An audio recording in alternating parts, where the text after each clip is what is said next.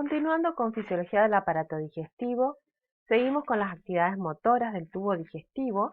Hemos visto las funciones del tubo digestivo, masticación, deglución y tránsito esofágico, pues ahora veremos cómo es la actividad motora en el estómago.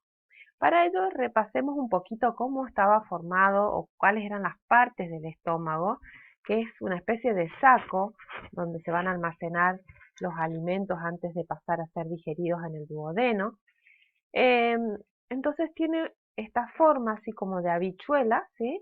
Donde tenemos un extremo que está dado por el cardia, que es el esfínter esofágico inferior, y que dijimos que permanecía cerrado para que no haya reflujo de la secreción gástrica, que es rica en ácido clorhídrico, y podría dañar el epitelio del esófago.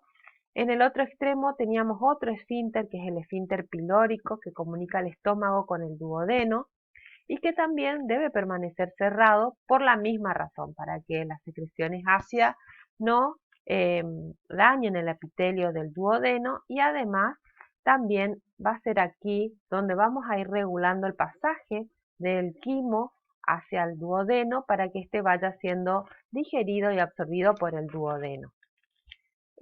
Luego también estaba dividido en una parte que llamamos fundus, que es la primera parte superior, luego el cuerpo y por último el antro pilórico, que es la antesala del duodeno, ¿sí?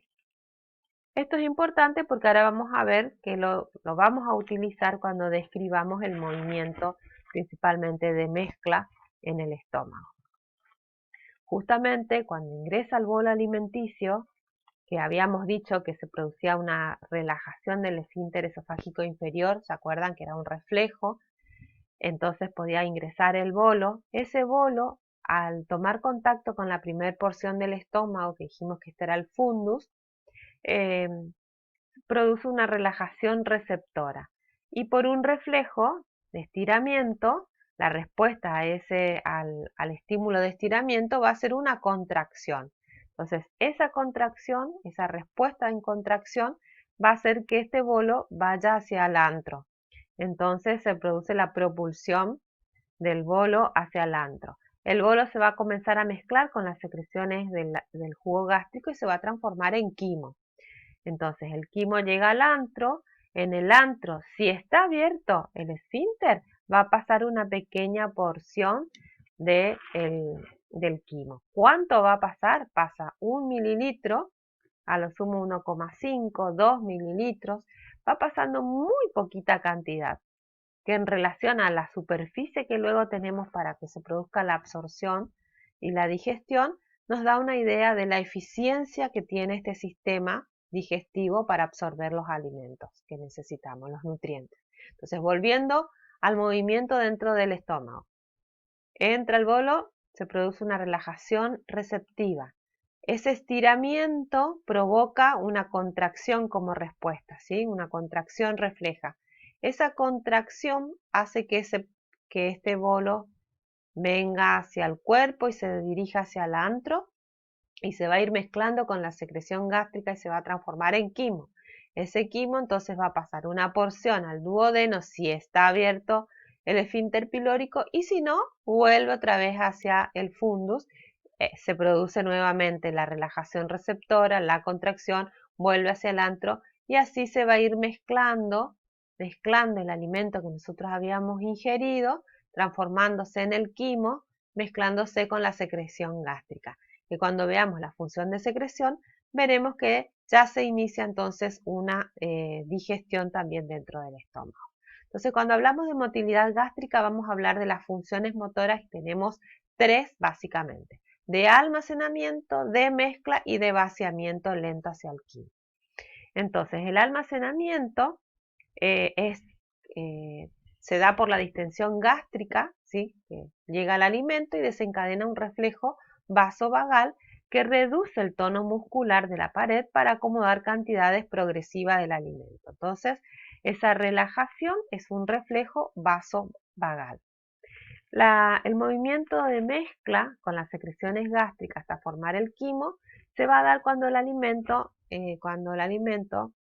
ingresa y inicia débiles ondas peristálticas y ondas de constricción, y esto entonces va poniendo en contacto, lo va poniendo en contacto con la secreción gástrica, de manera de ir formándose una sustancia mucho más soluble, por decirlo, ¿sí? Más líquida, que va a ser más fácilmente digerible y absorbible a nivel del duodeno.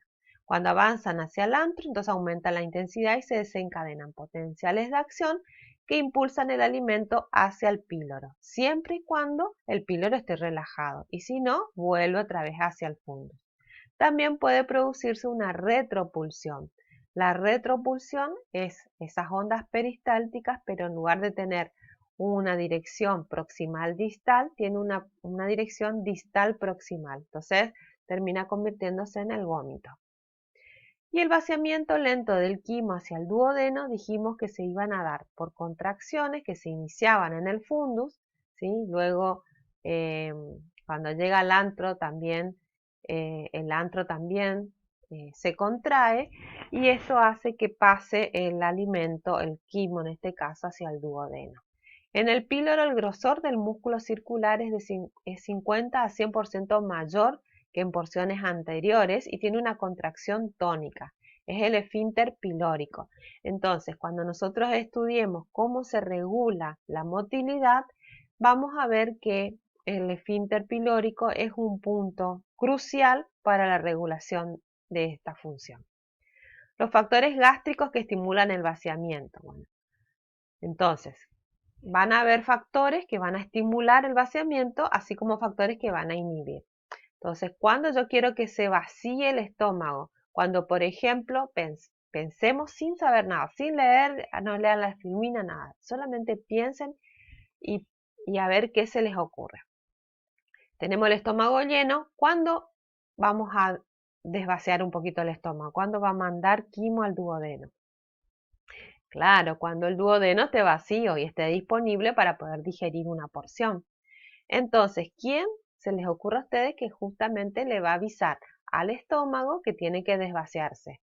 El duodeno. Entonces, la mayor cantidad de estímulos o de información que recibe el estómago para desvaciarse van a provenir del duodeno. El duodeno que va a avisar si está ocupado digiriendo y absorbiendo o si está libre para recibir una nueva porción de quimo. Entonces, fíjense acá. ¿Cuáles son entonces los factores gástricos que estimulan el vaciamiento? El aumento de volumen alimentario distiende la pared gástrica y produce reflejos mientéricos.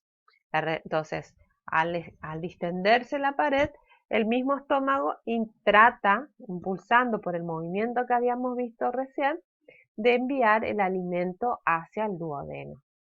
La hormona gastrina también, la hormona gastrina, estimula la función motora del cuerpo gástrico. Pero todo esto no va a ser posible, o sea, no va a poder desvaciarse el estómago si no está distendido el píloro, ¿sí? Ojo. ¿Cuáles son los factores duodenales que inhiben el vaciamiento? Los reflejos de retroalimentación inhibidores del sistema enterogástrico y la hormona colecistoquinina, que actúan cuando hay grandes cantidades de quimo en el duodeno. Entonces el duodeno está ocupado y envía a través de la hormona colecistoquinina, ¿sí? O del sistema nervioso enterogástrico, envía señales al estómago para que el estómago no se desvacíe.